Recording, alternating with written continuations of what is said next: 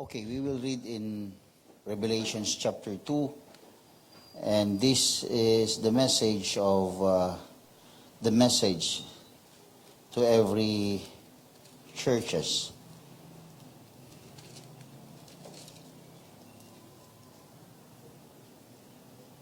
Okay, so we have churches here, the 7 churches, and we will expound this. So you will help me study this, mga kapatid. Always open your Bible, mga kapatid. And mind you that the 7 churches in the Bible is the 7 cities were located in the Roman province of Asia. So yun yung modern Turkey. Okay? So it was arranged in a horseshoe shape, roughly 100 miles in diameter, that formed the great circle postal road of the province. And there were more churches in Asia, but these 7 churches had strength and weaknesses typical of all other congregations, both ancient and modern. So itong 7 cities na ito, itong 7 churches na ito is an example, a model, and also a message to us, the modern church, sa atin, sa church age, sa panahon natin, mga kapatid. And these messages are addressed to the messenger or the angel. It was addressed by the messenger to every churches, mga kapatid. And ang mga Bible scholars ay kanilang ininterpret ito in a threefold application. So the first is the practical application. So when you read Bible, especially in Revelation, so katulad ng ginagawa ng ibang mga Bible scholars, they interpret it first in a practical interpretation. Meaning to say, ito yung mga specific instruction sa mga churches sa panahon ni John, no? In the John's day, yun yung practical na advice sa kanila. Second is the prophetic application. So when you read Bible, aside from the practical interpretation, you also apply this in a prophetic way.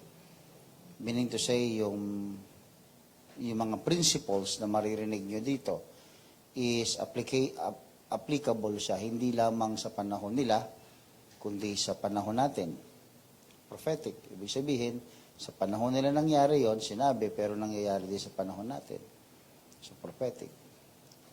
At possibly, yung mga mababasa natin are prophecies siya, propesya siya para sa mga churches sa panahon natin ngayon.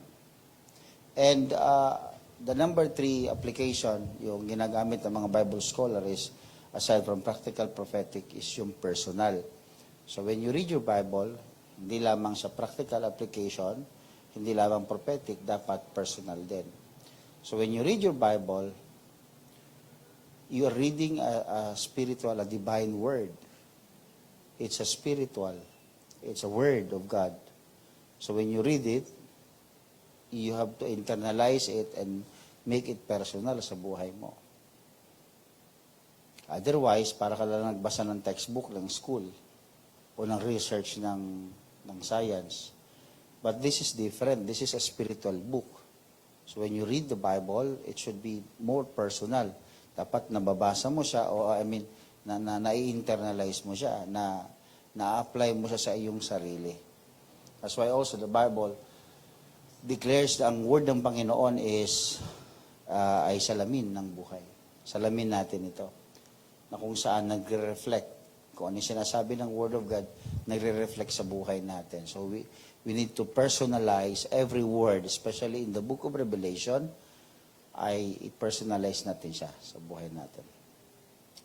Dito sa babasahin natin chapter 2 and chapter 3 ng Book of Revelation, hindi ah, hindi lahat ng churches dito, out of the 7 churches they are not all of them are commended. Hindi lahat nabigyan ng puri o nagbigyan ng karangalan, no? Pero hindi naman din lahat nire-rebuke. Pero meron ditong salita, mga kapatid, again, i-internalize natin, personalize natin. May word dito sinabi ng Panginoon, I know your works. Alam ko ang ginagawa ninyo, sabi ng Panginoon sa simbahan ngayon. And there is a promise given to the one that overcometh in every congregation. So bawat kongregasyon, pag binasa at pinag-aralan natin ngayon, mayroong mga pangako na ibinibigay si Lord sa bawat churches na babanggitin. At yung churches na yon, it might be your condition because you and me are the church of Jesus Christ. Tayo yung iglesia ng Diyos. Tayo, mga templo ng Panginoon. So sa bawat churches na babanggitin dito, maaring yun yung kondisyon mo o kondisyon ng ibang tao. Pero bawat kondisyon ay mayroong binigay na pangako ang Panginoon sa bawat isa. No? So to every church, Christ always says, He that hath an ear, let him hear what the Spirit saith to the churches. It is the Spirit talking to the churches. Dito sa Book of Revelation chapter 2 and chapter 3, makikita nyo pa dito yung church. Mababasa nyo pa ang church. But the succeeding chapter ng Book of Revelation, hindi nyo na mababasa ang church dyan. Because we believe that before the tribulation came, the church will be raptured, will be caught up by God. Kukunin na ng Panginoon ang iglesia ng Diyos, ang kanyang bride. So tayo ay churches kung tawagin while we on earth, mga kapatid. But when we are caught up, tayo ay i-refer as the bride of Christ na. So magkakaroon na ng ibang title sa atin. So dito yung mababasa, chapter 2 and chapter 3, yung tungkol sa church, sa condition ng church. While the succeeding chapter, doon na yung tribulation, yung hirap, yung mga buyers na andun na yun, yung mga bowls, andun na yung mga tribulation, i-describe na doon. But we believe na chapter 2 and chapter 3 is a message na ito yung condition ng church. And then the next scene will be the rapture before the tribulation came, mga kapatid. So, yun po yung ating blessed hope. Yun yung ating pinaka-aasam-asam na hindi na tayo pararanasin ng Diyos ng matinding pag-uusig sa pananampalataya natin. Because we might not get through to those all tribulation na mararanasan natin. So sabi dito, the word churches is plural, indicating these messages were to be read by all congregations, not just the one addressed. So hindi lang ito doon sa specific church, kundi sa lahat ng iglesia. Again, ang iglesia ay tayo. Okay? The words he and him na mababasa natin mamaya are singular, indicating individuals must be in tune with God's Spirit in spite of the condition of their assembly. The word here means take to heart and act upon. Pag sinabi ng Biblia, mga kapatid, na ang may pakinig ay makinig. Ang ibig sabihin nun ay you need not just to listen but to take action, mga kapatid. Take heart. Bantayan mo yan, maging seryoso ka dyan at gawin mo. Yun ang ibig sabihin ng Book of Revelation pag naririnig nyo, yung pag nababasa ninyo ang ganong salita. Hindi lang ito pakikinig na yung, nakinig ka, okay, narinig ko na yan. And then what? Ang ibig niya sabihin ay gawin ninyo. So, only Jesus Christ can see the true condition of a church or an individual. Ibig sabihin, mga kapatid, itong ating mga susunod na masasaksihan as we study the book of Revelation chapter 2 and chapter 3, pag dinidescribe na ng Lord, ng Panginoon, ng Biblia, mga kapatid, yung condition ng simbahan, tandaan natin, mga kapatid, it is the Spirit, it is God, na siya mismo yung nakakaalam ng condition natin. Amen. Are you ready, mga kapatid? Okay, let's read chapter 2 ng book of Revelation. Unto the angel of the church of Ephesus, write. So meaning to say, this is the church, this is the message in the church of Ephesus, mga kapatid. Sabi diyan, these things saith that he holdeth the 7 stars in his right hand, who walketh in the midst of the 7 golden candlesticks.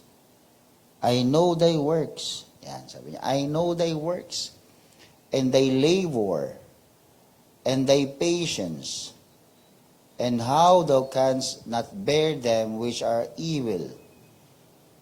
And thou hast tried them which say they are apostles, and are not, and hast found them liars. So meron pong mga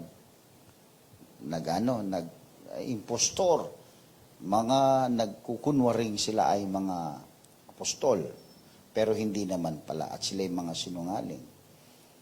And has borne, and has patience, and for my name's sake has labored, and has not fainted. Nevertheless, I have somewhat against thee, because thou hast left thy first love. Ito nga yung condition ngayon ng church ng Ephesus. You left your first love. Remember therefore from whence thou art fallen, and repent, and do the first works, or else I will come unto thee quickly, and I will remove thy candlestick out of his place, except thou repent. But this thou hast, that thou hatest the deeds of the Nicolaitans, which I also hate. He that hath an ear, let him hear what the Spirit saith unto the churches. To him that overcometh will I give to eat of the tree of life, which is in the midst of the paradise of God. So this is the message of the Lord to the church of Ephesus. Ang Ephesus, mga kapatid, ay tinag siya. This is a condition of the church or a condition of an individual. Amen. This is a condition of a believer. Church na po ito. Hindi po ito unbelievers. So these are conditions of you and me, maybe, or a group of people. Ang tag dito, mga kapatid, sa kanila is the careless church. So we are UPC care. But the message of the Lord in the church of Ephesus, they are the careless church. Ang church of Ephesus is located in the capital of Roman province, mga kapatid. At yung lugar na yon is a wealthy commercial center. Napakayabong ng lugar na yon, mga kapatid. And Ephesus is the home of Temple of Diana, one of the 7 wonders of ancient world. Makikita nyo yan sa Google. Ang church ng Ephesus ay itinayo ni Paul. Mababasa nyo yan sa Acts chapter 19 down to 20. Si Paul ang nagtayo noon. Ang unang nagpastor dyan sa Ephesus ay si Timoteo.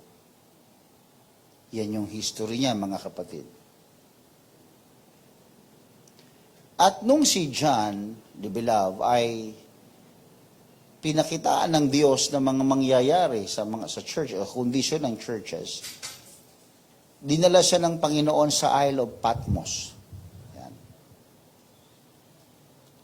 At ang ibig sabihin ng mismong lugar, no, yung church ng Ephesus, ang ibig sabihin niyan ay desirable.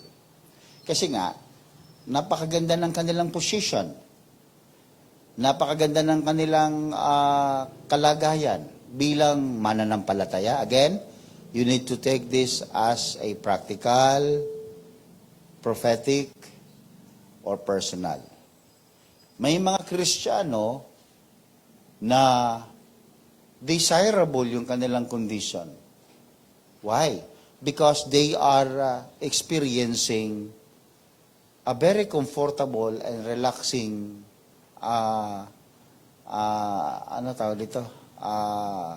experience sa church o sa kanilang paglilingkod. Yung mga pa-relax-relax lang. Yung very desirable, very, yung bang kinaiingitan yung kanilang mga situation, yung kanilang mga kalagayan, mga kapatid.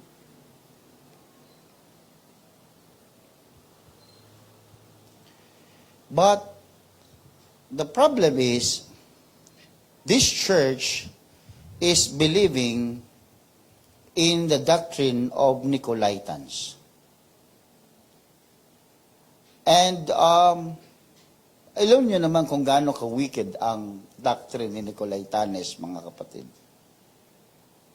At sumunod sila sa paniniwala na yon, and eventually, nawala yung kanilang pag-ibig sa Panginoon. Napunta sa ibang katuruan, kaya nga ang sabi dito mga kapatid, sa verse number 6, but this thou hast, that thou hatest the deeds of the Nicolaitans, which I also hate. But the problem is they abandoned their first love towards God. Yung init ng kanilang paglilingkod sa Panginoon ay nawala. Yung kanilang great experience nung sila'y nakakilala sa Panginoon ay unti-unting nawala. Yung honeymoon stage ng kanilang relationship kay Lord ay kinasawaan na nila. And they neglected their adoration with God. Hindi na ang Diyos ang kanilang unang pag-ibig. Maaring nandun sila sa loob ng simbahan, but of course, they are not really in the heavenly place. They are in the church, but not in the heavenly place. Possible pala yun mga kapatid na we are in the church but we are not in the kingdom of God. We are physically present sa church, nakaupo, umaattend ng gawain ng Panginoon, pero pwede pala mga kapatid na wala na dun yung pag-ibig sa Panginoon. Naging ritual na lamang mga kapatid. And that is not the apostolic faith na tinuturo sa atin mga kapatid. Remember that the church was born through the Spirit. So the church must continue in a spiritual way. Kapag ang simbahan ay nagiging karnal, kapag ang mga tao ang kanilang ginagawa sa loob ng simbahan, bagamat ito'y tunog, banal, pero ito ay karnal, ito'y hindi kalooban ng Diyos. This is not the church of Jesus Christ. The church of God is founded by the Spirit of God. It is the Spirit of God who first enacted the church. Kaya kung walang pangungusap ng Espiritu Santo sa atin, hindi tayo church. Kung ang simbahan ay pangungunahan lamang ng mga makamundong kaisipan ng tao sa simbahan, ito'y hindi na simbahan. One of the pastors said, it should not be a good idea But the church should always follow God's idea. Pastor, gawin natin ito sa simbahan kasi it's a good idea. No. It's not. It should not be good idea, but it should be God's idea. Nasa Biblia lamang tayo, mga kapatid, dapat sumusunod. At yung ating pagtitiwala sa pagkilos ng Espiritu Santo, dapat present yon. At pag hindi na ganon ang nangyayari sa simbahan, mga kapatid, we are the one that God is telling us that we are a careless church. We don't care anymore with God. We don't care anymore with the moving of the Spirit. We don't care anymore of the speaking in tongues, the interpretation of tongues. Minsan nandito na lang, mga kapatid, hallelujah, para mag-perform ng duty. Minsan kung ano yung tunog na maganda sa labas, gusto natin gawing maganda sa loob ng simbahan. Itong usong tugtog, ito tugtugin natin, itong usong kanta, kantahin natin. Kahit hindi abot, kahit hindi kayang tugtugin, kahit hindi kayang kantahin, kakantahin. Bakit? Sumusunod sa uso ng sanlibutan. Kung hindi yan ang sinasabi ng Espiritu ng Diyos sa iglesia, hindi dapat nating ginagawa, mga kapatid. Dapat mas lalo tayo nagiging sensitibo sa pangungusap ng Espiritu Santo. Church leaders, song leaders, musicians, leader of the church, pag hindi nangungusap ang Espiritu ng Panginoon sa inyo, how are you going to lead the church? The church should be led by the Spirit of God, not the spirit of men. Pag espiritu na ng tao ang nangunguna sa loob ng simbahan, this is not church. Hindi yung gusto ng pastor, hindi yung gusto ng leader, mga kapatid, kundi yung gusto ng Diyos. We are all, alam natin, we all came from God. Okay, please bear in mind, we don't want to be tagged as a careless church. We should busy minding the Spirit. We should busy feeling the Spirit. We should be busy, mga kapatid, thinking and following the leading of the Spirit. How many of us, when we pray, mga kapatid, we just let God move? We just first ask God to speak. Mga kapatid, madalas sa atin, when we pray, pagluhod natin, bubombahin natin ang Diyos ng lahat ng kahilingan natin, and we don't have any more time to listen to the message of God. Kailan natin naranasan, mga kapatid, when we pray, we just let God speak. Let Him speak. Read the Word of God and let Him speak. Huwag ka muna magdala ng iyong mga request sa Panginoon, ng listahan mong pagkarami-rami, mga kapatid. Why don't we just feel first what the Spirit is saying to the church? Kung anong sinasabi ng Espiritu, mga kapatid, hindi po iba itong sinasabi ko, mga kapatid. You know what I'm talking about. I'm talking about being spiritual. In the sense na kahit na doon sa pananalangin, we will give liberty to the Lord to speak. Everybody say amen. This is the Bible, mga kapatid, saying, mga kapatid, na ito yung sinasabi ng Espiritu sa iglesia. Everybody say amen.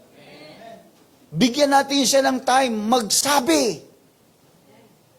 Bigyan natin ng panahon ng Lord na mag-direct. Hindi tayo, alam nyo, kaya tayo napuprostrate, mga kapatid. No, I know this for a fact. It happens to me. Kaya ako napuprostrate, kaya tayo napuprostrate, kaya tayo minsan nagiging parang nabe-burn out because we're trying to do what we can do. Kaya hindi makagawa ang Panginoon kasi gawa tayo ng gawa. Pero pag hinayaan natin ng Diyos, mga kapatid, na gumawa tayo, mga kapatid, na tagapaglingkod ng Diyos, we will never be burned out, mga kapatid. Hindi tayo mapoprostrate, hindi magiging miserable yung service natin, mga kapatid, because we're just following what God is directing us. Everybody say amen. I can feel the presence of the Lord. Let's clap our hands to Jesus. Thank you, Lord. Thank you, Jesus. Kaya yung Ephesus church, mga kapatid, they lost their first love and eventually they also lose their sight, spiritual sight. Hindi na nila nababantayan yung kanilang nagagawa sa Panginoon. Again, this is more personal. We are the church of Jesus Christ. May mga pagkakataon na nauwi na lang doon yung ating isipan sa isang bagay. Hindi na natin nabigyan, mga kapatid, ng pagkakataong magsalita ang Panginoon, mag-direct ang Panginoon. Nabitawan muna natin, mga kapatid, yung ating mga plano. Bitawan mo muna natin, mga kapatid, yung ating gusto. Hayaan natin, Lord, ano ba ang gusto mo, Panginoon, na mangyari? Panginoon, I will follow whatever you say and wherever you lead me, Lord. Amen. Because if not, we will be the careless church. We don't care anymore with the message. We don't care anymore with the leading of the Spirit. And the Bible says, binasa natin kanina, sabi niyan, and I will remove the candlestick. Kapag hindi tayo nagsisi, mga kapatid, sabi diyan, hallelujah, verse 5, remember therefore whence out thou art fallen, and repent, and do the first works, or else I will come unto thee quickly, and will remove thy candlestick. It speaks about the Spirit. It speaks about, hallelujah, the presence of God. Kapag pupunta ka doon, mga kapatid, hallelujah, doon sa tabernakulo, ang candlestick ay biniilawan doon, mga kapatid.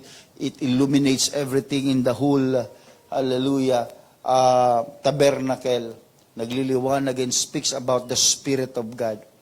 Pag hindi daw tayo nagrepent, God will remove that candlestick out of His place except we repent, mga kapatid. Kaya may mga tao naging kalus na. They don't feel anymore the Spirit. Dahil tinanggal na ng Panginoon maari yung candlestick doon sa kanila. So we don't want that to happen. This is a reminder. This is a situation maybe of a Christian, or this is maybe a condition of the church, or maybe this will happen to us prophetically, mga kapatid. The word is speaking prophetically. This will happen to us if we will not be aware. Everybody say amen. So what do we do is important, but so is why we do it. So we always remember, mga kapatid, whatever we do in the church should be led by the Spirit of God. Kahit ano pa yung ginagawa natin. The church or the Spirit should have liberty. Dapat malaya ang Espiritu ng Diyos dito. Especially sa mga member ng gawain ng Panginoon, ng Panginoon, ng body of Christ. Dapat malaya nakakapangusap ang banal na Espiritu sa atin. And the way we intentionally do it, that will happen in the future. Kaya mga kapatid, kayo nga nandito na nasa gawain ng Panginoon ngayon, sa mga nanonood sa live streaming, let's always give chance sa Panginoon na manguna sa buhay natin. I have my plans. May listahan ako ng plano ko, mga kapatid. I even list all my dreams and my goals sa buhay. Meron akong listahan, pinagpipray ko sa Panginoon. Pero maliban na ang Diyos ang magsabing, yan ang dapat kong gawin o hindi ko dapat gawin, yun pa rin ang masusunod. Lahat tayo may pangarap. Gusto natin ng ganito, gusto natin ng ganon. Pero ito yung sinasabi ng Biblia, mga kapatid, na may kondisyon tayo. Merong problema si Lord sa atin. You left Your first love. Wala na yung una mong pag-ibig sa Panginoon. So kapag ganyan mga kapatid, this is just, again, a kind of condition of a church or an individual, or maybe it will happen to you in the future. Pag ikaw ay napunta doon sa Ephesus, the Ephesus is a desirable place. It is located in the seat of the city. Isang mayabong na syudad. Nandun sa loob siya ng syudad, mga kapatid. And it's a desirable place kasi gusto lahat magpunta doon dahil maganda nga.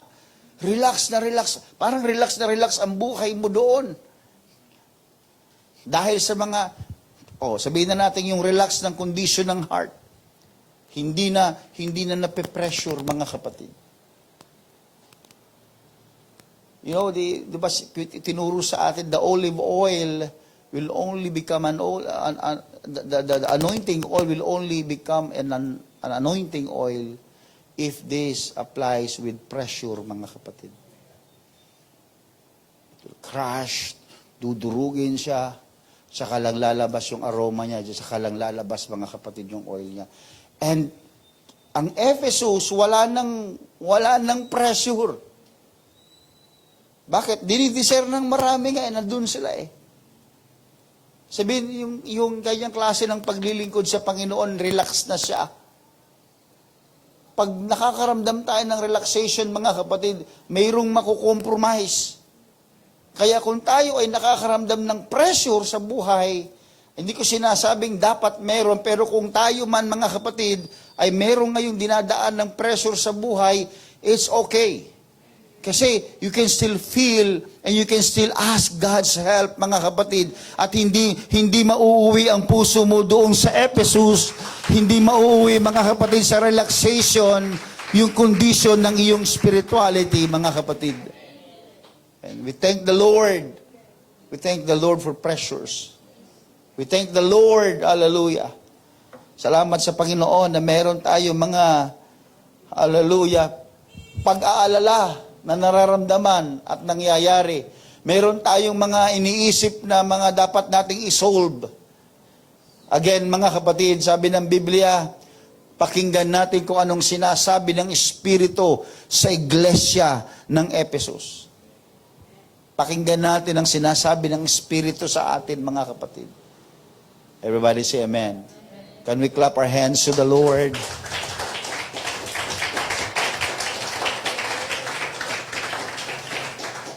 Kung ikaw man yan, tayo man ito, hallelujah, at least we have the Word of God tonight. We need to repent. Hallelujah. And we need to do something. Let him hear what the Spirit saith to the churches. Hindi ka church kung hindi mo mararamdaman at maririnig ang pangungusap ng Espiritu. Kaya tayo naging church is because of the Spirit of God. Kaya kung hindi mo nararamdaman ang Espiritu ng Panginoon o kanyang pangungusap ay hindi mo naririnig, you are not the true church of the Lord Jesus Christ. At salamat sa Panginoon. Kaya sabi niya, to him that overcometh will I give to eat of the tree of life which is in the midst of the paradise of God. You will be in the paradise of God. When you overcome. Overcome what? Overcome your relaxation. Pag na-overcome mo yung relaxation mo, kasi yung relaxation draws you away from your first work, first love, first work. Sabi niya, gawin mo yung dati mong ginagawa. Pero ba't di mo na ginagawa yung dati mong ginagawa? Kasi nag-relax ka na. Nag-relax na yung faith mo. Kaya sabi niya, him that overcometh, ang siyang, hallelujah, managumpay, hallelujah, ay makakakain ng bunga na kung saan, hallelujah, ng buhay doon sa paraiso. Oh, thank you, Jesus. Hallelujah. Thank you, Lord. Oh, hallelujah. Tulungan nawa tayo ng Diyos, mga kapatid, na marinig natin ang pangungusap ng Espiritu sa ating mga kaluluwa. Now, let's turn to verse 8, mga kapatid. This is the church of Smyrna. And unto the angel of the church in Smyrna write, this thing saith the first and the last, which was dead and is alive, and that is Jesus Christ. I know thy works, and tribulation, and poverty, but thou art rich. And I know the blasphemy of them which say they are Jews, and are not, but are the synagogues of Satan. Nakikita ng Diyos ang ating mga ginagawa. Yung tribulation, yung mga paghihirap natin, yung pag-uusig sa atin, yung kahirapan natin. Pero sabi ng Diyos, pero mayaman ka. Sinasabi mong mahirap ka, pero mayaman ka. Sabi niya, and I know the blasphemy of them which say they are Jews, and are not, but the synagogues of Satan. Fear none of those things which thou shalt suffer. Huwag mo daw katakutan yung mga bagay na iyong titiisin. Mga hirap na iyong dadaanan. Sabi niya, behold, the devil shall cast some of you into prison, but you may be tried, and you shall have tribulation 10 days. Be thou faithful unto death, and I will give thee a crown of life. He that hath an ear, let him hear what the Spirit saith unto the churches. Again, mayroon sinasabi ang Espiritu sa ganitong klaseng kondisyon ng tao o ng iglesia. He that overcometh shall not be hurt of the second death. Pinaghahanda niya, may mga kalagayan na kung saan, mga kapatid, hallelujah, kinakatakutan natin yung mga hirap, mga persecution na dinadaanan natin. Ang Church of Smyrna, tinag siya, mga kapatid, as the crowned church. Yung binigyan ng putong ng buhay, binigyan ng putong korona na iglesia. Yung Smyrna is located in the port, and this is a very important center of Roman imperial cult, mga kapatid, yung lugar na yon. And the place is famous for Street of Gold and Hill Pagus. Tawagin nila ay Crown of Smyrna. Ang mga tao dito ay they don't acknowledge Caesar as Lord. They excluded from guilds. Ibig sabihin, they excluded, hindi sila pinagtatrabaho doon dahil nga ayaw naman nilang ma-identify kay Caesar. Kaya wala silang trabaho.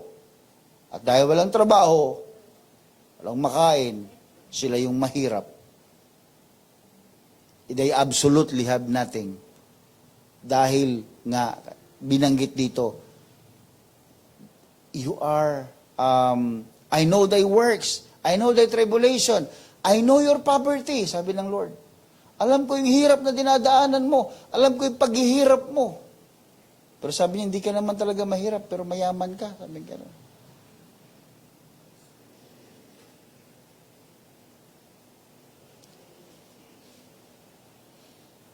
Maraming mga Hudyo, mga kapatid, nung panahon na yon ay pinersecute ng mga Kristiyano.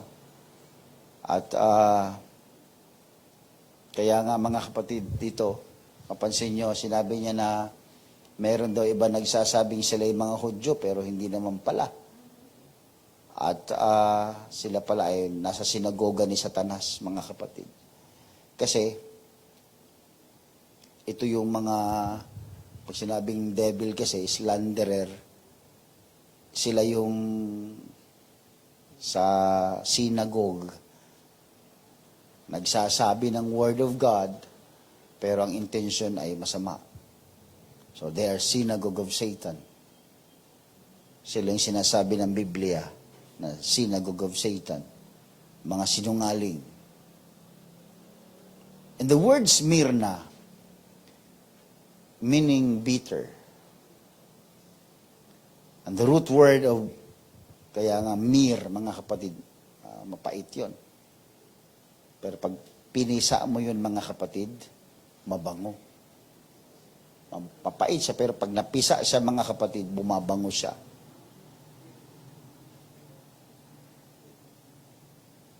Ito yung simbahan na kung saan, mga kapatid,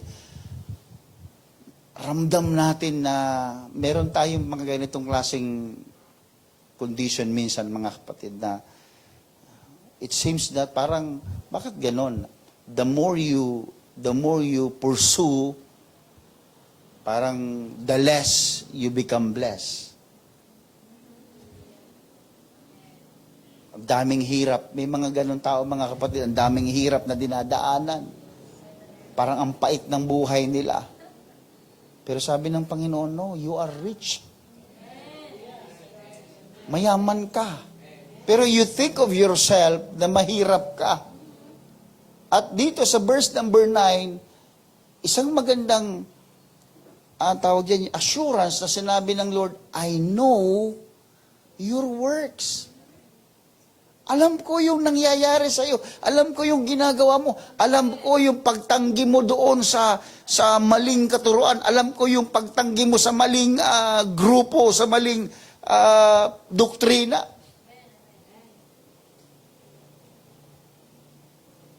And I also know that you are suffering. Alam ko rin na ikaw ay nahihirapan. Alam ko rin na ikaw ay inuusig. Hallelujah. Pero sabi ng Panginoon, no, you are a crowned church. Hindi mo lang alam, pero ikaw ay binibigyan ko ng putong korona. He that hath an ear, let him hear what the Spirit, what the Lord, what is the destiny. Yan. Pag may sinabi ang Espiritu, destiny mo yon. Pag may sinabi ang Espiritu, yun ang mangyayari sa iyo kahit 10 demonyo pa, laksa-laksang demonyo pang humadlang sa iyo. Pag sinabi na ng Espiritu, hindi pwedeng mabago, mga kapatid. Kaya sinasabi niya, he that hath an ear, let him hear what the Spirit saith unto the churches. He that overcometh shall not be hurt of the second death. Anong ibig sabihin nun? Hindi ka mapunta sa impyerno. I-overcome mo lang yan. I-overcome mo lang yan, sabing gano'n. Siguradong langit ka. Everybody say amen. And the victor's crown will be yours, mga kapatid. At alam niyo ba, mga kapatid, di ba, meron tayong Olympics, di ba? Sa bandang huli, nasan ba ang corona? Sa yung sasali ka pa lang, puputungan ka na ng corona? O sa maraming mga pagsubok, maraming mga elimination kang dinaanan, hanggang sa finals, hanggang sa nagwagi ka, doon ka puputungan. Parang sinasabi ng Panginoon sa kondisyon ng isang taong ito, sige lang, ituloy mo lang. Kumakanta tayo ito, huwag kang bibigay, huwag kang bibitaw, huwag kang susuko. This is the message of the church, of the Spirit of the church, mga kapatid. Kaya kung meron man tayong hirap na nadadaanan, parang sinasabi ng Panginoon, hindi yan kayang ipantay sa nakahanda sa iyo. Tingnan mo, mga kapatid, yung sinasabi sa verse number 9, sinabi niya, I know thy works and tribulation and poverty, but thou art rich. Mayaman ka. Anong sabi dyan sa NLT? Pwede ba nating basahin sa New Living Translation? Tingnan niyo, mga kapatid, sa New Living Translation, verse 9. I know about your suffering and your poverty, but you are rich. Alam ng Diyos yung kahirapan mo, pero sabi niya, ang nag-declare, ang Lord din, but you are rich. I know the blasphemy of those opposing you. They say they are Jews, but they are not, because the synagogue belongs to Satan. Verse 10. Don't be afraid of what you are about to suffer. The devil will throw some of you into prison to test you. Nandiyan kaya marami ng kulungan. Kulungan ng utang, kulungan ng ganito, kulungan ng takot sa buhay, o naman maraming kulungan. Kasi to test you, just to test you, you will suffer for 10 days, but if you remain faithful, hello? Ang challenge ni Lord, but if you remain faithful, ito yung sinasabi ng Espiritu ng Diyos sa atin, but if you remain faithful, even when facing death, I will give you the crown of life. Wow. This is the promise of the Lord.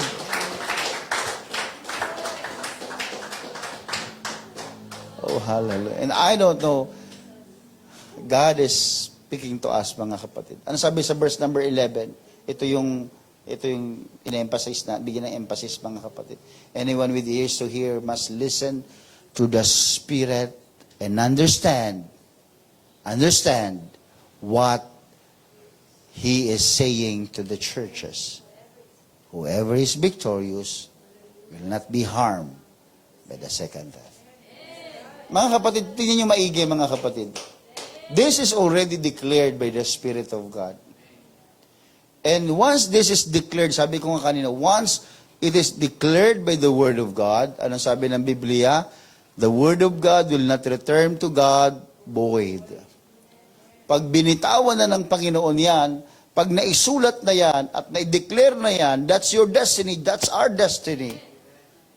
Whoever victorious will not be harmed. Nakikita na ng Panginoon, mga kapatid, na if you continue and faithfully following Him, you will be victorious. Dineclare niya na yun, hindi ka maaano. You will not be harmed by the second death. Praise the Lord. I don't know why God is telling us this, but again, let us hear the Spirit of God of what His message to His church. Kaya kung may kinakatakutan ka, may suffering kang dinadaanan, may presuhan kang kinalalagyan, this is what the Lord says. Just continue being faithful to the Lord, and you will not be harmed. Pag sinasabi ng you will not be harmed, mga kapatid, palagi ko naiisip yung tatlong Hebreyong lalaki. They were thrown not into the prison, but the same, they are thrown into the fire, but they are not harmed. Naku, yung ibig sabihin, mga kapatid. So kahit gano'ng kainit pa yung kanilang inihanda na pwedeng pumatay sa mga anak ng Diyos, pag dineclare ng Espiritu ng Panginoon that you are not harmed, you will not be harmed, basta faithful ka lang, you will not be harmed. Kaya kahit anong gawin nilang sama-samang, hallelujah, pananakit sa iyo, anumang klaseng kulungan ang buksan ni Satanas para ilagay ka doon, you will not be harmed. Daniel was in the lion's den, pero walang nagawa ang leon. Pero may preso, may bakal, may kulungan, may kuweba, madilim. Pero anong nangyari, mga kapatid? Wala. Walang epekto yung inihanda, kahit apoy ang ihanda sa atin, kahit gaano kalalaking rehas ang ihanda sa atin, kahit ikulong pa tayo doon, mga kapatid. Sabi ng Espiritu ng Diyos, you will not be harmed. You will not be harmed. That's the Spirit of God telling us today, mga kapatid. Now let's go to verse number 12. Let's go to the Pergamos church. And to the angel of the church in Pergamos write, this thing saith that which hath the sharp sword with two edges. I know thy works, and where thou dwellest. Alam kong ginagawa mo, at kung nasaan ka ngayon, sabi niya. Even where Satan's seat is, and thou holdest fast my name, and hast not denied my faith, even in those days wherein Antipas was my faithful martyr, who was lain among you, where Satan dwelleth. But I have a few things against thee. Pagkatapos mga kapatid, i-lift ng Panginoon, pagkatapos sabihin ng Lord kung ano yung magagandang ginagawa mga kapatid ng Pergamos Church o ng isang Kristiyanong ito, o ikaw man ito, kung sino man ito mga kapatid, this is a condition of a believer mga kapatid. Sabi diyan, but I have a few things against thee, because thou hast there them that hold the doctrine of Balaam, who taught Balak to cast a stumbling block before the children of Israel, to have things sacrificed unto idols, and to commit fornication. So hast thou also them that hold the doctrine of Nicolaitans, which thing I hate. Repent, or else I will come unto thee quickly, and will fight against them with the sword of my mouth. He that hath an ear, let him hear what the Spirit saith unto the churches. To him that overcometh, I will give to eat of the hidden manna. Hallelujah, there is a hidden manna. And will give him a white stone, and in the stone a new name written, which no man knoweth, saving he that receiveth it.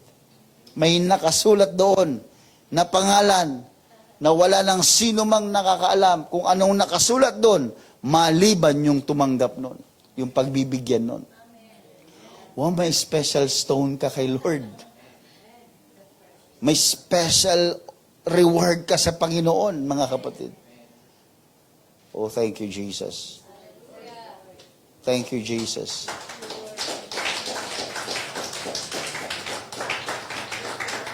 Oh, thank you, Lord. Hallelujah. Alam ng Diyos yung nangyayari sa Kanya. Again, let's read it in the New Living Translation in verse number 12.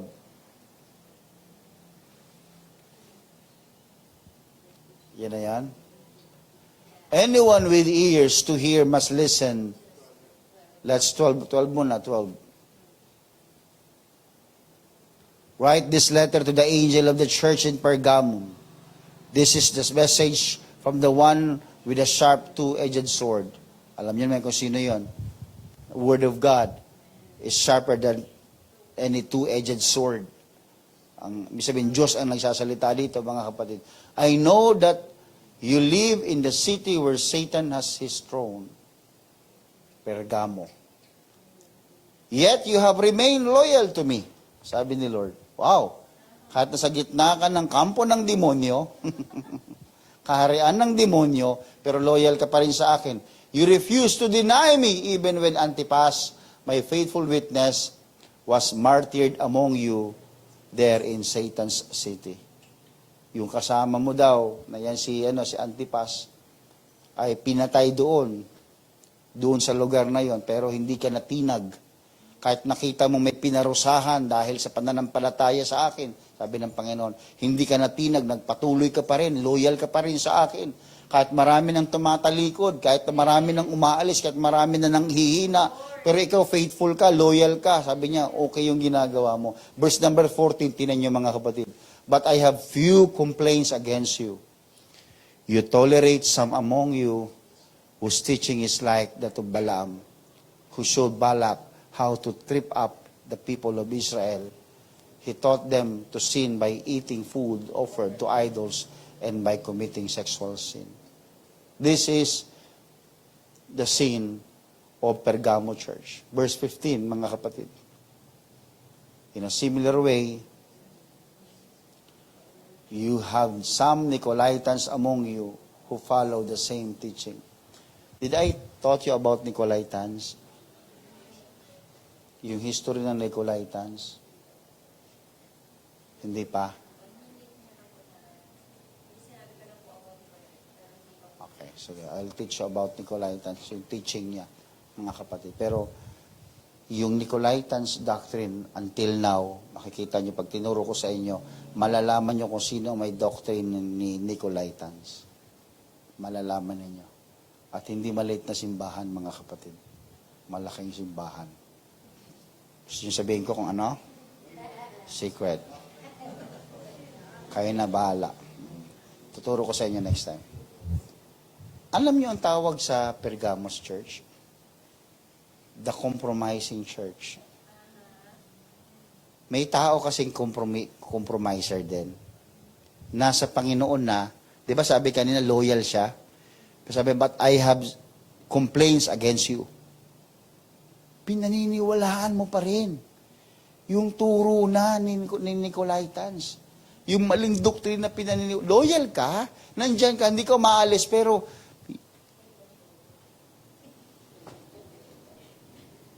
pinaniniwalaan mo, sinusundan mo.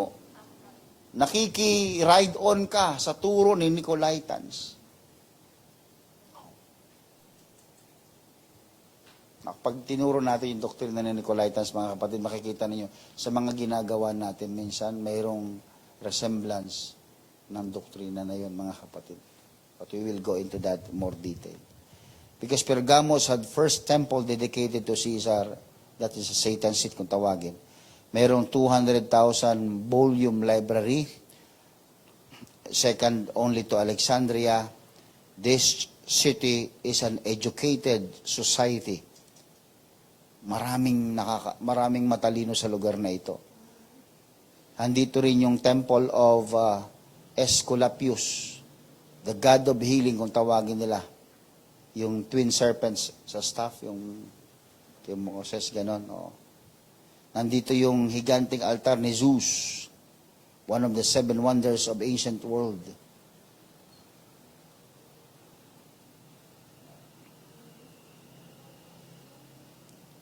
But Satan not successful as roaring lion, but got it as deceiving serpent naman. Hindi siya nagtagumpay as a roaring lion dito, pero deceiving serpent naman siya. Kasi pumasok sa loob ng church yung maling katuruan. Pinapasok nila, kaya na-deceive sila. Yung doctrine ni Balaam, mga kapatid, ito ay yung paghahalo ng godliness tsaka worldliness. Yung mixture. Yan ay maling doktrina. Halimbawa, di ba?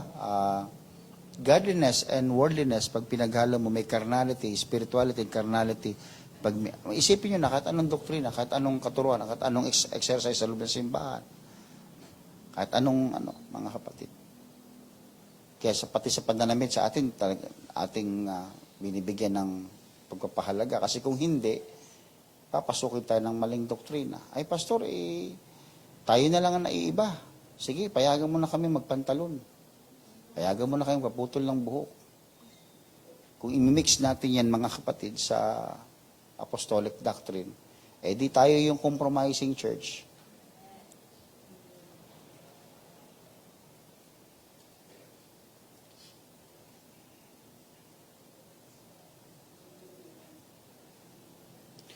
Binanggit din, mga kapatid, kanina yung hidden manna.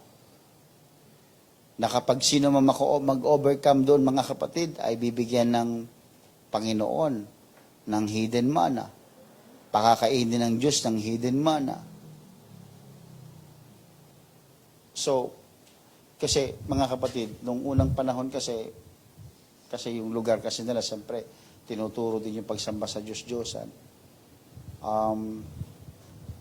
Mayroon din silang ino-offer na mga pagkain sa idols nila. Diba? Tulad ng ginagawa nyo dati, diba? Pag birthday ng inyong mga ninuno, nilalagay nyo ng kalamay o biko yung picture. O diba?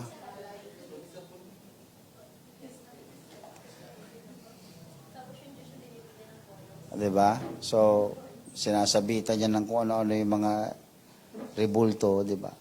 Yun yung mga ganong gawin ng unang panahon, mga kapatid. So, nag-compromise na yung church na ito. Yung may Kristiyano na pag nagko-compromise, mga kapatid, ito na yun. Sila yun. Sila yung compromising church.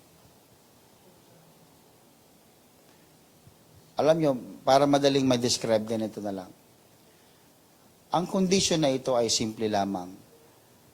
Yung condition na ito kung saan yung tao o yung church o sino man is acceptable sa society, pero hindi acceptable sa Diyos. Amen. Simple lang mga kapatid. Yung kanilang, dahil compromising church sila, tanggap sila ng sosyedad, pero hindi sila tanggap ng Diyos. Pag pinilit mo yung gusto mo at hindi yung gusto ng Diyos, at nandun ka sa gawain ng Panginoon, you are compromising na. Kaya sa ngayon, pinipilit ang gender issue, mga kapatid, sorry. Pinipilit nila na wala daw issue yan. Tayo lang daw nagbibigay ng issue. Well, let me tell you what the Spirit is telling us, mga kapatid. No one will go higher than the Spirit of God. No one will go higher to the creation of God. Kaya mo bang gumawa ng higit sa gawa ng Diyos? Hindi. Doon pa lang mag-isip ka eh. Kung kaya mong higitan yung ginagawa ng Diyos, then you have the right to say about it. About your opinion. Actually, we don't have we can do nothing without God. We are all nothing. We come short of the glory of God. Hindi tayo nakaabot sa kaluwalhatian ng Panginoon, and yet God is so merciful, gracious, na pinakikinggan ka pa, pinakikinggan ako. Hindi nga tayo nakarating. Look at that. Look at the word. Observe the word. We fall short of the glory of God. Hindi mo narating. Hindi ko narating. Hindi naabot ang kaluwalhatian ng Diyos. Ibig sabihin, kahit kapos. Pero ang Lord, mga kapatid ng Diyos, patuloy nakikinig sa atin, patuloy nagbibigay ng panahon, hallelujah, ng opportunity. Binibigyan tayo ng pagkakataon, mga kapatid, na mapakinggan tayo sa ating mga panalangin. Imagine that, mga kapatid. Imagine niyo yun. Grabe ang ginawa ng Panginoon sa... And yet, we compromise. We keep on making ourselves, mga kapatid, sometimes acceptable sa society. Kailangan maganda ka, gwapo ka. Kailangan ganito ang suot mo, dapat ganito. Para tanggap ka ng lipunan. Dapat may ganito ka, sunod ka sa uso sa iba. Dapat ganito. If you are doing that, you are not in the right church. Kaya sinasabi ng Panginoon, ng Espiritu ng Diyos, mga kapatid, sa simbahan ito, simbahan ka nga, pero compromiser ka. Don't compromise. Everybody say amen. This is the condition. Again, mga kapatid, chapter 2 and chapter 3 of Book of Revelation, it talks about the church. Pero mga susunod, wala ka nang makikita, mga kapatid, na church. Ang kasunod na eksena dito ay rapture. Kaya inuna ng Diyos, mga kapatid, na pag-usapan ito bago yung tribulation, bago yung mga vials, mga kapatid, bago yung mga bowls doon na ibubuhos, mga kapatid, bago yung galit, mga kapatid, inuna ng Diyos ito, mga kapatid, na nireveal kay John para magkaroon tayo, mga kapatid, ng paghahanda. The next happening, the next, yung scene is rapture na. Kukunin na ng Panginoon ang kanyang iglesia, mga kapatid. So this is one way of telling the church to be ready. Everybody say amen. I feel the presence of the Lord. Can we clap our hands to the Lord Jesus? Let's go to verse number 18. The church of Thyatira. And unto the angel of the church in Thyatira write, these things saith the Son of God, who hath his eyes like unto a flame of fire, and his feet are like fine brass. I know thy works, and charity, ang bait ito, mga kapatid, and service, and faith, and thy patience, and thy works, and the last to be more than the first. Notwithstanding, I have a few things against thee. Tinan nyo, iisa mga kapatid, ang simbahan o katayuan, nakikita ng Diyos yung magandang ginagawa mo at magandang ginagawa ko. Nakikita ng Diyos yung strength natin. Nakikita ng Diyos yung magandang ginagawa natin, pero nakikita din ng Diyos yung pangit nating ginagawa. Kaya yun yung binibigyan niya ng pero God is acknowledging. Kaya nga mayroong mga kapatid, hallelujah, mayroong bima judgment. It's a judgment of your rewards. Hindi yung tungkol sa kasalanan, kundi yung rewards na tatanggapin mo sa Panginoon. Nire-ready yun ng Panginoon sa atin. Kasi nga, nakikita, I know thy works and charity and service and faith and thy patience and thy works and the last two to be more than to be the first. Notwithstanding, I have a few things against thee because thou sufferest that woman Jezebel, which calleth herself a prophetess, to teach and to seduce my servants to commit fornication and to eat things sacrificed unto idols. And I gave her space to repent of her fornication, and she repented not. Nagbigay pa ang Diyos, mga kapatid, ng pagkakataon, but she repented not. Behold, I will cast her into a bed, and them that commit adultery with her into great tribulation, except they repent of their deeds. And I will kill her children with death. And all the churches shall know that I am he which searches the reins and hearts, and I will give unto every one of you according to your works. But unto you I say, and unto the rest in Thyatira, as many as I have not this doctrine, and which have not known the depths of Satan as they speak, I will put upon you none other burden, but that which we have already hold fast, till I come. And he that hath overcome it and keepeth my work unto the end, to him will I give power over the nations. Wow! Ikaw ay magiging presidente ng mga bansa, mga kapatid. You will rule nations, and he shall rule them with a rod of iron. As the vessels of a potter shall they be broken to shivers, even as I receive of my Father. And I will give him the morning star. He that hath an ear, let him hear what the Spirit saith unto the churches. Grabe yung pangako ng Panginoon dito. Pero alam niyo, ang tawag ng Panginoon sa kondisyong ito, the corrupted church. This was the longest message. Mababasa niyo, di ba? Ito pinakamahaba. Pinakamahabang ng Panginoon. Comment ng Panginoon sa church. It was the longest. Yung lugar ng Thyatira, mga kapatid, is a military and commercial center, mga kapatid, na kung saan napakahalaga sa isang lugar. Nandito yung templo ni Apollo. Hindi po kibuloy, ha? Basta templo ni Apollo. Tawagin nila Sun God. Son of God, kung tawagin nila sa kanilang relihiyon, mga kapatid. Nandito rin si Lydia, yung seller ng purple. And the city was known for turkey red, Thyatira cloth and bronze production. Nandyan din daw. But Jesus Christ comes, or will come, to judge them with fiery eyes and feet like the brass, the fine brass. Mapapansin niyo dyan, di ba? Yung klase ng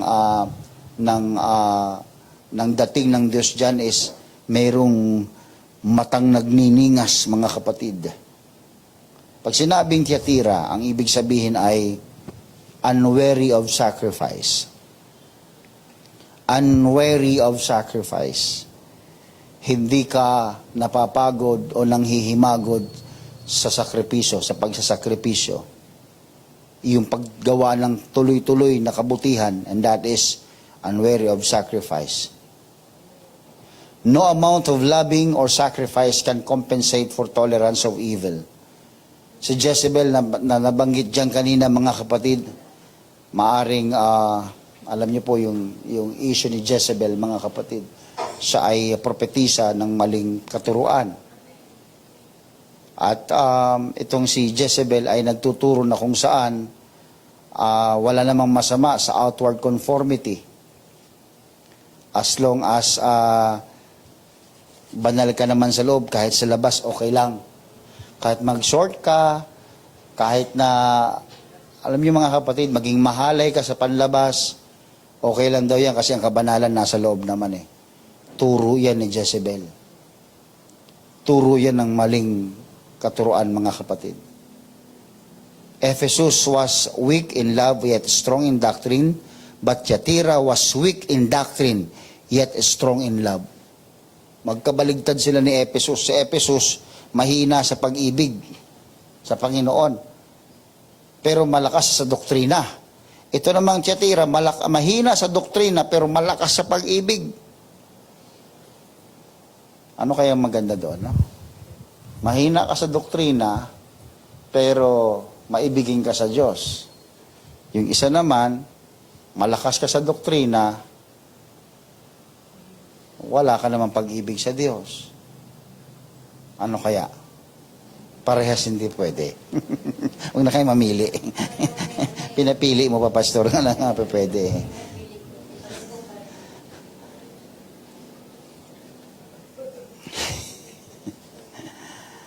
Mayroong binanggit dito mga kapatid sa verse 22, Behold, I will cast her into a bed, and them that commit adultery with her into great tribulation except they repent of their deeds. Yung bed na tinatawag dyan mga kapatid is a bed of sin.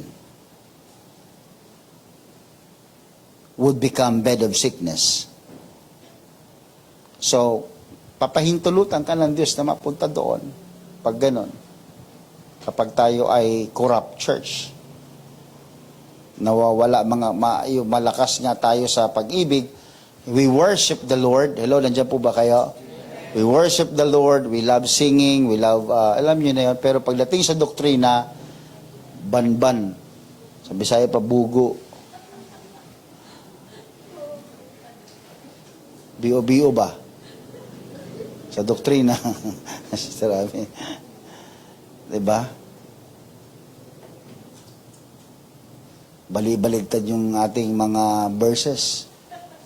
Yung mga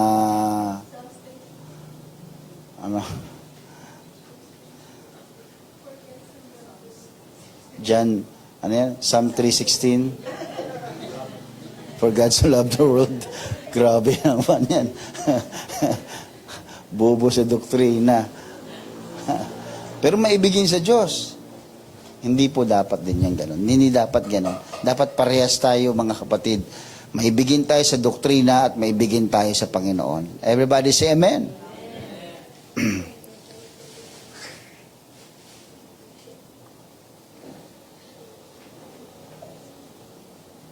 So, itong sinasabi lang, parang nung binabasa ko siya kanina mga kapatid, yung message na ganito ba, hindi ko mo tayo ay punong-puno ng magandang ginagawa, ay totoong church na tayo. Hello? May mga pagkakataon sa simbahan na the message sounds not good, but it's good. Kapag ang simbahan ay ang palagi natin gustong marinig na mensahe ng Espiritu ng Panginoon sa atin ay mabuti, hindi simbahan yun. Because even in this verses na binabasa natin, nangre-rebuke ang Espiritu. Nangre-rebuke siya. So mayroong mga pagkakataon sa church na nangre-rebuke ang Panginoon sa atin sa congregation. Pag tayo nare-rebuke, pag tayo dinidisiplina o nare-rebuke mga kapatid, hindi ibig sabihin gusto tayong mapahamak. God is our Father. Father chastising His children. Sinachastise, pinaparusahan. Yung punishment is not a punishment of destroying you. The punishment of God o the rebuke of God is not for you to be destroyed, but to build you. Buuhin ka, itayo ka, i-develop ka. Yan yung way of God, mga kapatid.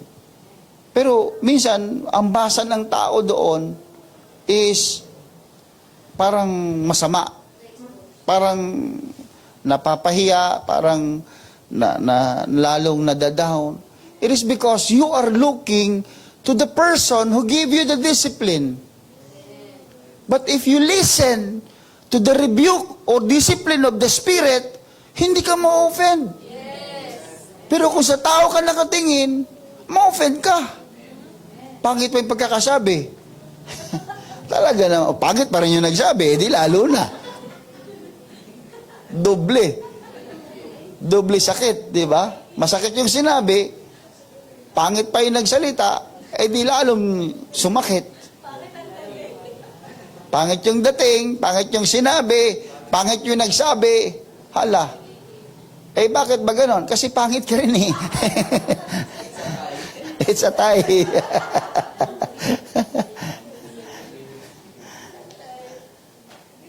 Mga kapatid, if the Spirit will lead us into a rebuke message, so be it.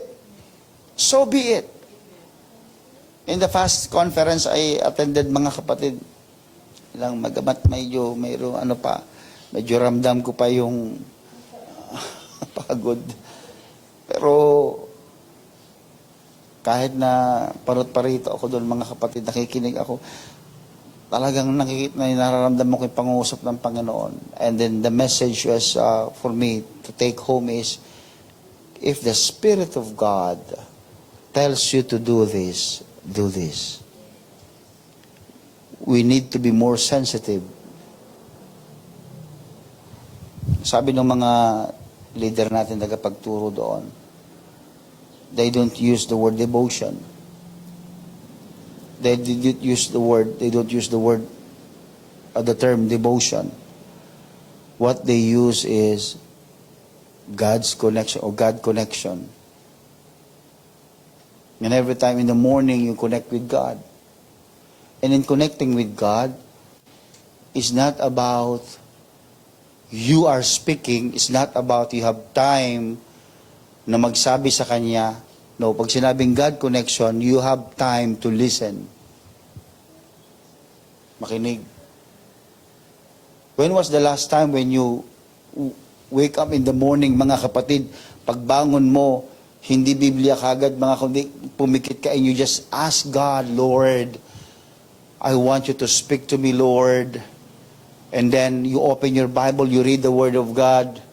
Sinarado mo ulit, Lord, I want you to speak to me, Lord. And then you speak. Let the Word of God, let the Spirit of the Lord, let an ear hear this, what the Spirit of the Lord is saying to the church. Church kay. May sinasabi si Lord sa'yo araw-araw. Church kay. Yan ang problema sa communication method natin sa Panginoon. We speak, but we don't hear God. But if we first hear God, unahin natin siya. Meron siyang message eh.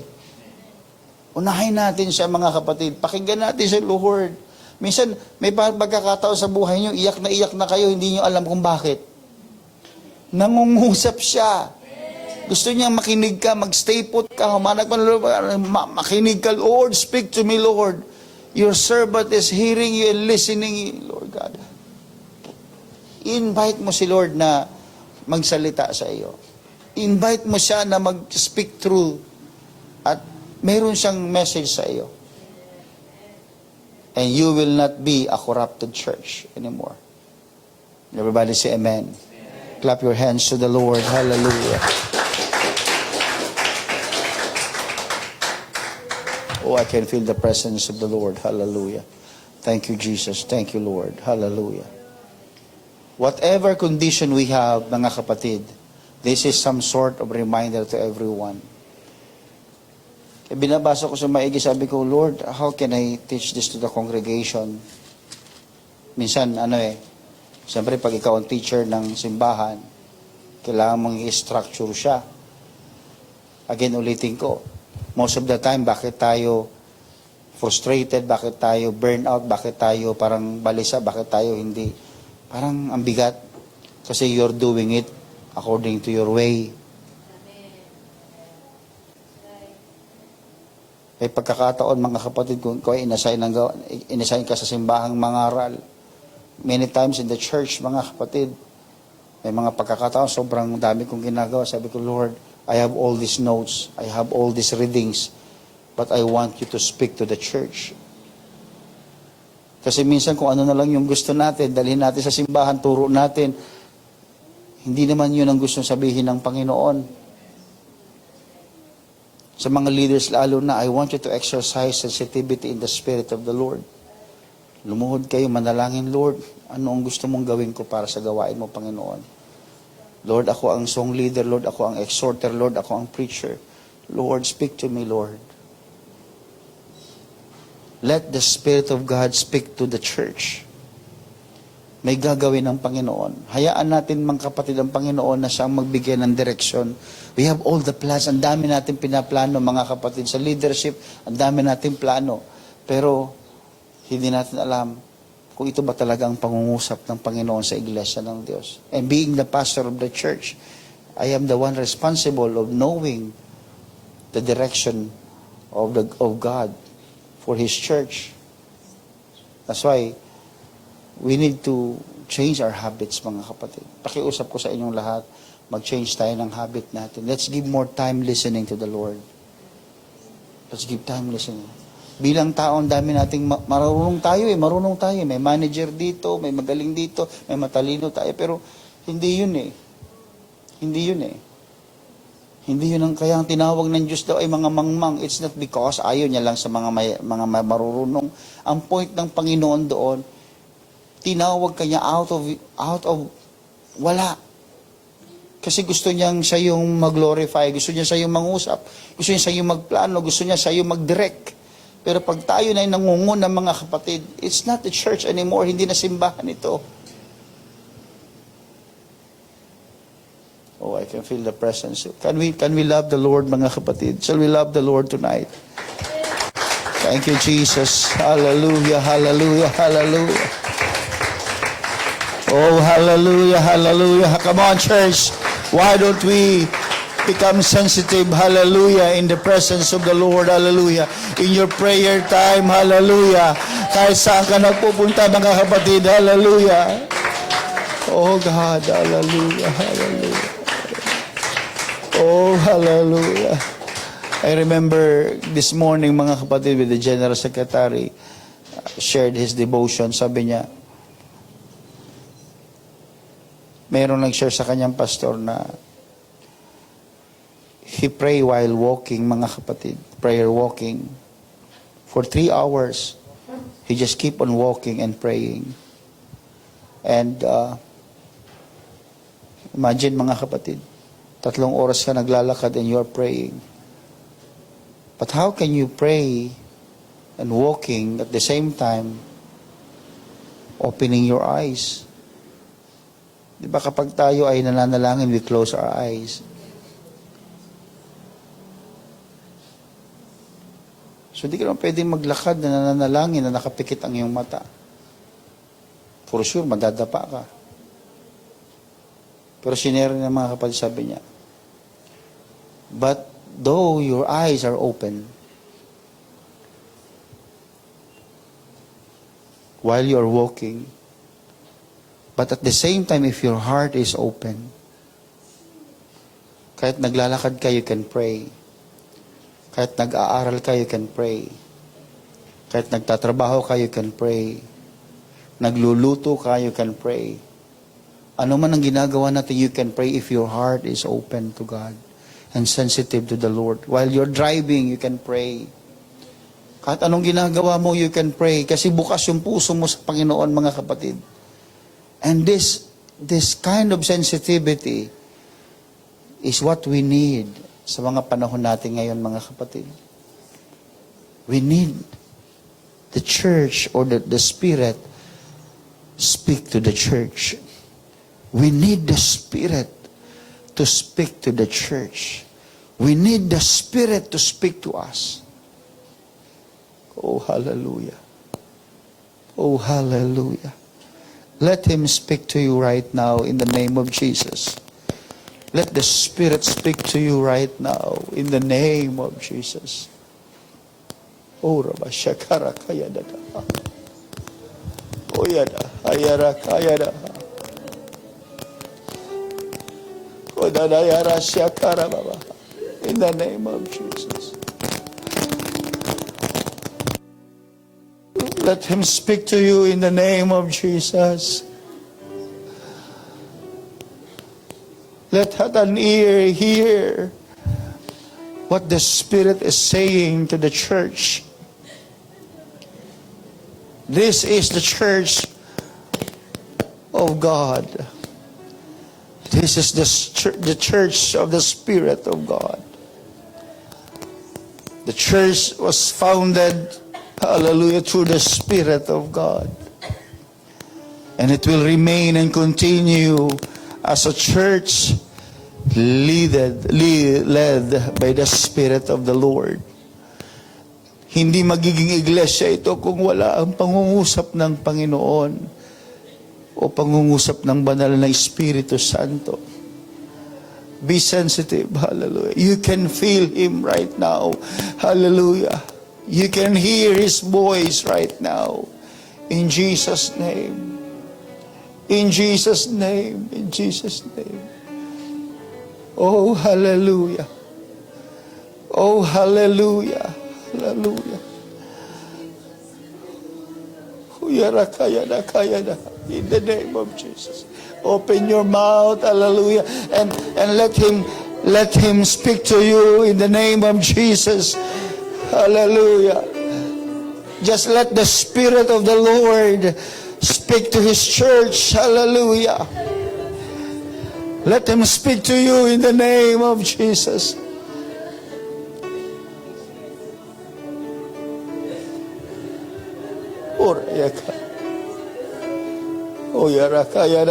In the name of Jesus.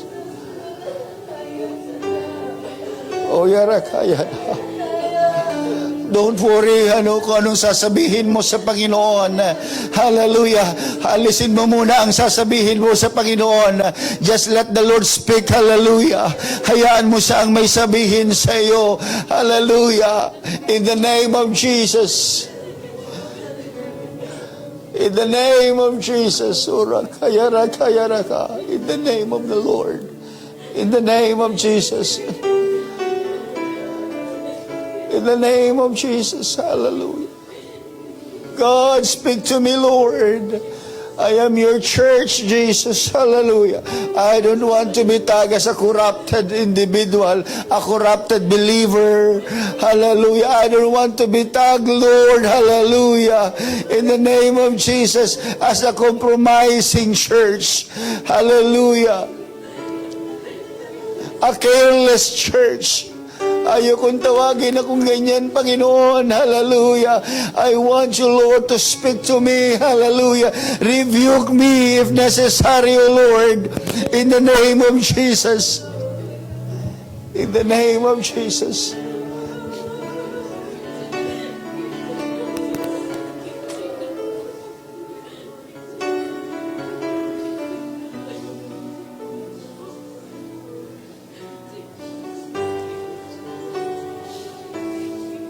Hallelujah.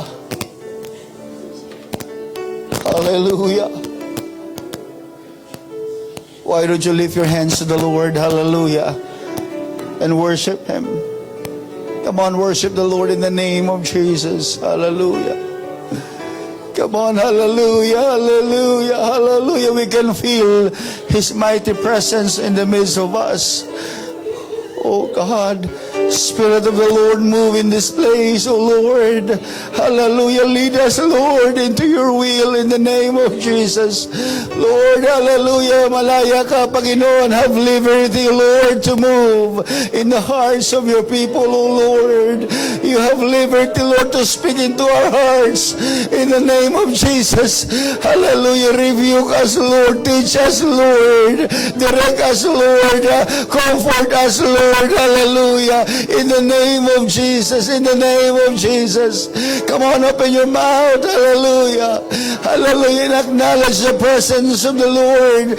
Hallelujah. Let Him speak to you in the name of Jesus. Let Him speak in the name of Jesus.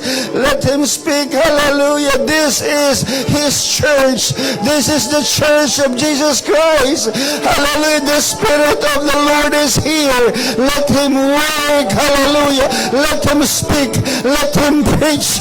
Hallelujah. Let Him, hallelujah, in the name of Jesus, allow Him to move. Allow Him to speak. In the name of Jesus. In the name of the Lord Jesus Christ. In the name of Jesus. In the name of Jesus. Let Him speak. I know thy works. The Spirit says to this church, I know thy works. I know thy suffering. Hallelujah. I know thy persecutions. Hallelujah. The Spirit is telling you today, hallelujah, you need to overcome. You need to be more loyal and faithful. In the name of Jesus, let the Spirit of the Lord, hallelujah, inhabits in the praises of His people. In Jesus' name, hallelujah. In Jesus' name, in Jesus' name, in Jesus' name. Oh God. Oh Lord. Hallelujah. Stop doing what you can, hallelujah, and start believing that God can, hallelujah. Huwag mong pahirapan ang sarili mo. Don't burden yourself. Hallelujah. Let the word of the Lord be established tonight in the hearts of men. Hallelujah.